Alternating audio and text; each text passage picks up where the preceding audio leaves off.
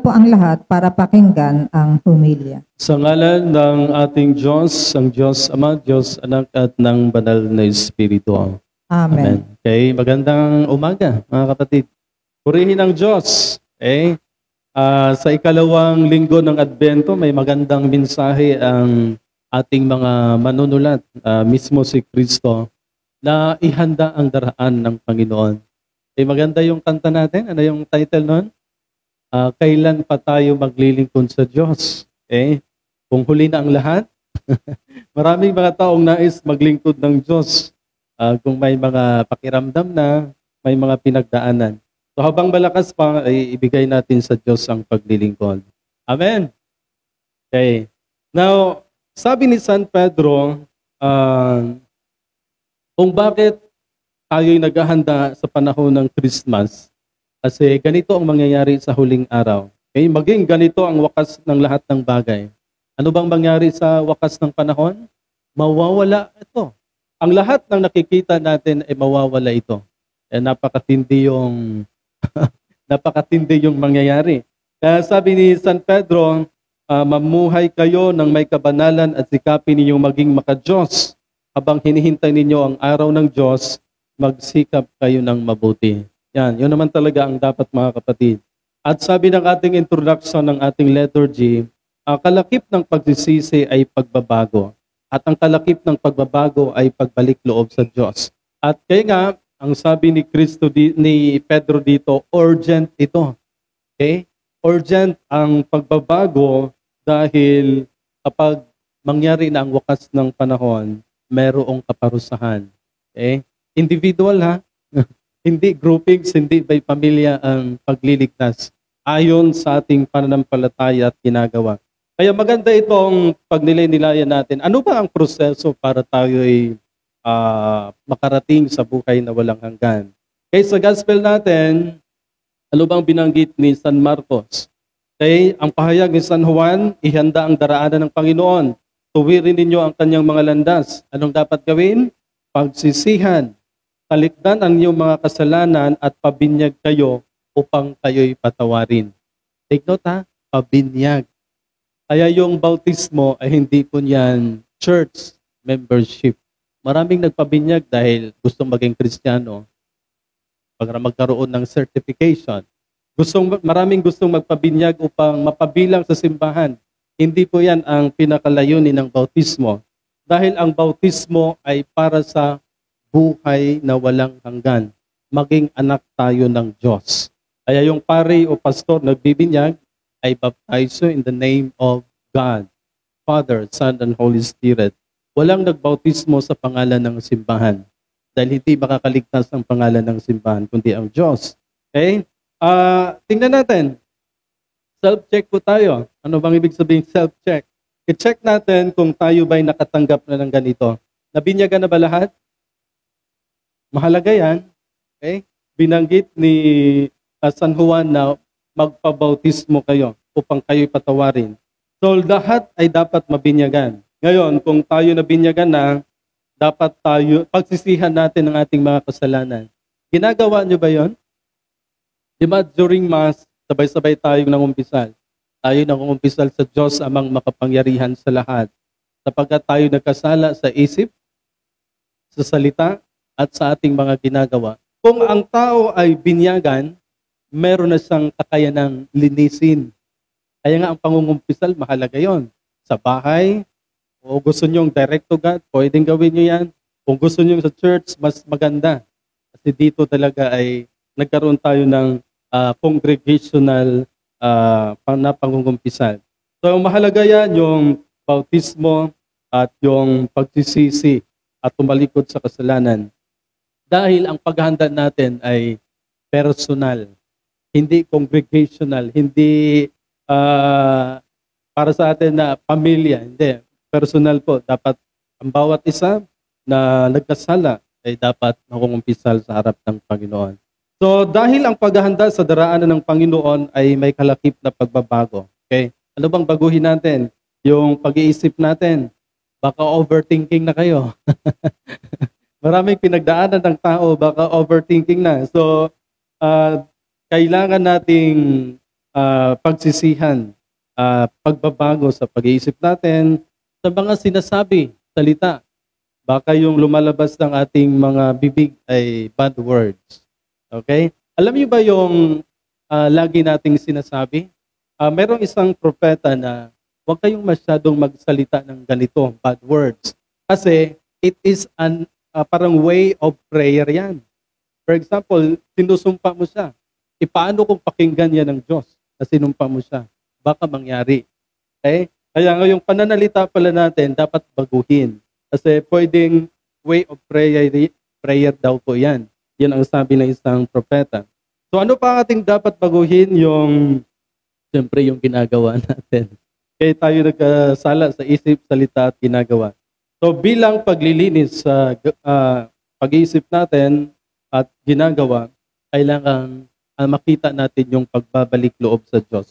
Maganda po yan. Upang patuloy tayong lumago sa kagandang loob ng Diyos, ay sabi dito, gumawa tayo ng maluwag sa loob at hindi napilitan dahil yan ang nais ng Diyos. May mga taong gusto niyang magbago. Magbago ka na.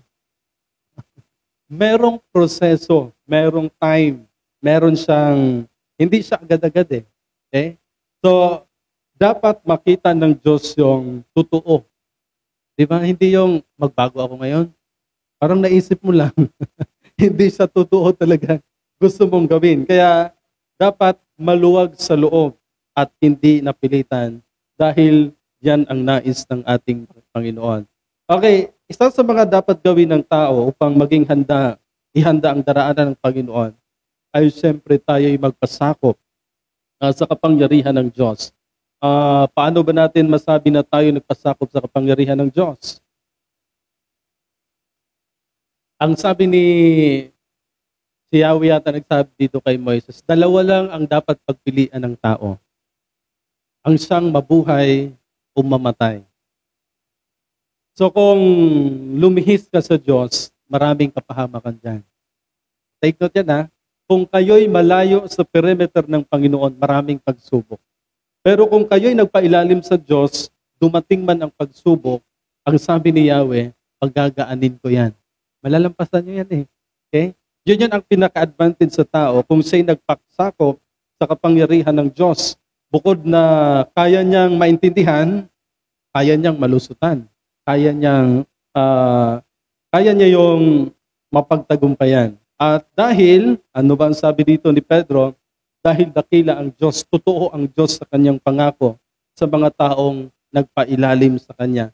So sa panahon na tayo'y nasa Diyos, pinapaalalahanan niya lagi na, sobra ka na. Di ba naisip natin yung konsensya? Napansin niyo ba? Parang may nagsabi sa akin, gawin mo yan. May nagsabi naman sa kabila, ay wag. Di ba? Yun ang whisper ng Panginoon. Kaya lagi tayong pinapaalalahanan kung tayo'y nasa Diyos. Okay? 1 Peter 5:7, ipagkatiwala ninyo sa Panginoon ang inyong mga alalahanin sa buhay sapagkat siya'y nagmamalasakit sa inyo. Kung pinaniwalaan natin ito, bakit ba binanggit ito ni San Juan na magsisi na kayo, magpabautismo kayo, tumalikod na kayo sa kasalanan? Dahil napakatindi ang puot ng Diyos sa mga suwail sa Kanya. Napakatindi. Di ba sabi ni Kristo, maraming mga tao nagsabing, Panginoon, Panginoon, nagpahayag naman kami sa iyong mabuting balita. And then sabi ni Kristo, hindi ko kayo kilala. Kaya ngayon pa lang dapat magpakilala na tayo sa Diyos. Lord, ako ito. Di ba? Araw-araw dapat may attendance tayo sa Diyos. Lord, di ba? Bago lumabas sa bahay, ay tawagin muna natin ang Panginoon. Bago ang lahat. Dahil doon tayo magkaroon ng motivation, kalakasan, di ba? Katatagan. Hindi ka madadaig sa mga pinagdaanan sa daigdig na ito kung ikaw ay nagpailalim sa Diyos. So, mahalaga yan. Yun ang sinabi ni Pedro. Dahil ang Diyos ay may malasakit sa mga taong nagpailalim sa Kanya. Inihanda mo ang daraanan ng Diyos ng marangyang paghahanda, ganun din ang ipapahayag ng Diyos sa iyo. Vice versa lang daw. For example, naniniwala ka sa Diyos, ang Diyos din ay maniniwala sa mga nais mo. For example, humihiling ka sa Diyos. O dahil malapit ka sa akin, sige, ibigay ko yan sa iyo. Di ba? Pero kung ikaw ay, ano bang tawag doon? Kung ikaw ay hindi totoo sa mga ginagawa mo at sinasabi mo, ganun din ang ibabalik sa iyo. Take note yan. Kung ikaw ay hindi totoo sa mga sinasabi mo at ginagawa mo, ibabalik din yan sa iyo. Maging tao, yung kaharap mo, hindi ka nila paniwalaan. Kasi, ganun parang re-echo. Ibinabalik sa iyo kung anong ipinapakita mo sa daigdig na ito. Kaya yon. Kaya kung binabago na natin lahat, babaguhin din ng Panginoon lahat, yung pamumuhay, yung estado ng buhay, at maging sa mga alalahanin. Kaya hindi ka na masyadong mahihirapan kasi may pangako ang Diyos sa mga nagbago, sa pag-iisip, sa pananalita at gawa. Kaya may kaakibat na karunungan ang pagbabago. Hindi dahil pagod ka, magbago na ako, hindi ganon. Kasi meron siyang spiritual na talagang pamumuhay na dapat gawin ng tao para totally magkaroon siya ng panibago sa pag-iisip, pananalita at ginagawa. Okay, mga kapatid, isa ito sa mga sinabi ni Pedro. Dapat daw magpakabanal tayo kasi ang Diyos ay banal. Ano bang ibig sabihin ng magpakabanal? Baka ang interpretation ninyo sa magpakabanal, holy na masyado, parang si Father. Ang pagiging banal ay, ano bang magandang interpretasyon sa pagiging banal? Hindi tinitingnan yung kung gaano ka makasalanan, hindi yon pagiging banal. Pero bahagi sa, ang pagiging banal ay yung the way tayo mag-isip sa pamumuhay natin, yun ay pagiging banal. Hindi tinitingnan yung marami kang kasalanan noon pa, hindi ka na banal. Hindi. Kasi sa pamamagitan ng bautismo, lilinisin tayo ng Diyos, babaguhin tayo ng Panginoon. So kung spiritually ay gusto mong maging banal, sundin mo ang spiritual na pamumuhay. So doon tayo maging banal. So paalala ni Pedro, ang lahat ng tao, ito pa, napakatindi itong binanggit ni Pedro. 1 Peter 1:24, ang lahat ng tao ay tulad ng damo. O ano ba yung damo? Ang damo ay nalalanta at ang bulaklak ay kumukupas. Ganun din ang tao. Ngunit ang salita ng Diyos ay nananatiling magpakailanman. Ito yung dapat maintindihan natin. Sa panahon na tayo ay nagsisisi, tumalikod, nagpabautismo, nasa Diyos. Anong ibibigay ng Panginoon? Magpakailanman. Ano bang ibig sabihin ng magpakailanman? Ang daigdig kasi hindi magpakailanman temporal. Ang pera na uubos. That is temporal. Masaya ka, malungkot. Dalawa. Malakas ka, dumating yung panahon na nanghihina ka. Ganun ang daigdig, parang damo. Tayo'y nauubusan ng lakas. Pero kung ang tao ay nanatiling magpailalim sa Diyos, ang salita ng Diyos ay magbibigay sa atin ng magpakailanman. Parang ang hirap. Nangyayari ito sa mga taong namumuhay talaga spiritually. Kahit ako minsan malungkot. Minsan naman malaya, masaya, di ba? Ganun. Kasi nakadepende yan sa pamumuhay natin. Kung ang tao ay namuhay spiritually, ano ba ang mangyayari sa kanyang pag-iisip? Mapayapa, malaya. Ano ba ang ibig sabihin ng mamuhay spiritual? Ano bang dapat gawin sa spiritual na pamumuhay? Siyempre, dumadalangin ka lagi, regularly. Meron ba kayong devotion daily? Bago ang lahat? So that is spiritual. Si Jesus nga, dumadalangin, nag-aayuno. Ano bang ginagawa ni Kristo? Siyempre, gumagawa siya ng oras para sa kanyang Panginoon. Now, ibibigay sa tao ang itong magpakailanman. Kailang hindi natin naramdaman ito dahil hindi tayo namuhay na spiritual. Si Kristo, tingnan niyo si Jesus, 40 days and 40 nights, hindi siya kumakain. Kaya natin? Kasi, na-immune na tayo na, kumakain dapat ang tao. Alam niyo, tinatry ko yung hindi kumain ng isang araw. Parang ang hihina. Tinatry kong tubig lang. Pero minsan sumakit yung ulo ko eh. Hindi kumain na lang ako. Pero hindi yung pangmaramihan. Nagpapasting kasi ko eh. Kumakain ako ng 6 o'clock in the evening. Ang breakfast ko niyan, 9 or 10. O, ganon. Then, 2 naman yung lunch. So, ganun lang. Nasa iyo yan, sa pamumuhay mo, para yung katawan mo ay ma-exercise, hindi talaga biglaan. Parang sabihin, magbago na ako, bukas agad. Hindi. Kailangan i-exercise mo muna para maging komportable at manatili ka na doon.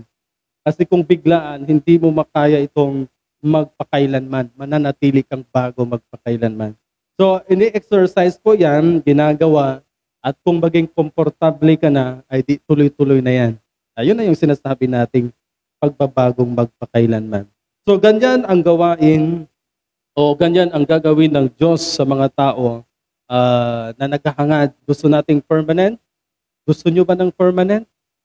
Gusto nyo bang mananatili sa inyo ang biyaya ng Diyos? Ayaw ni Tita Nelia eh. Alam nyo, discipline ang pinakamahalaga. Struggle ito ng lahat. Ako nga, minsan natupad ko, minsan naman may nakaligta ang mga araw. Yung every 6 o'clock ay dumadalangin ako dito. Pag may mga tao, nakalimutan ko. Di ba? So, minsan ganon, nakaligtaan natin. So, ganyan ang gagawin ng Diyos sa mga taong nagdanais ng permanent magpakailanman. Mahalaga ang mga ito dahil tayo din ay naghahangad. Lord, gusto ko ng mapayapang buhay. Lord, gusto kong maging maayos, komportable. Then, sa disiplina, magagawa natin ito. Maging permanent siya. Hindi sa ngayon, gusto mo, bukas, hindi naman. So, walang magandang result dyan. Dapat, kung nagnanais ka ng permanent, tingnan mo talaga yung time, yung talagang regular na gagawin mo ito sa Diyos. Okay? Isa yan sa mga gustong makita ni Pablo sa lahat kasi nagnanais ang Diyos ng kabanalan. Kung gusto nating mapabilang sa buhay na walang hanggan, nag-required ito ng kabanalan. Then ang tanong natin, paano kung hindi ako maging banal? Then dumating na si Jesus, anong mangyayari? Ano kayang mangyayari sa tao? Hindi lahat ay hindi magagawa itong pagiging banal. Anong mangyayari sa tao?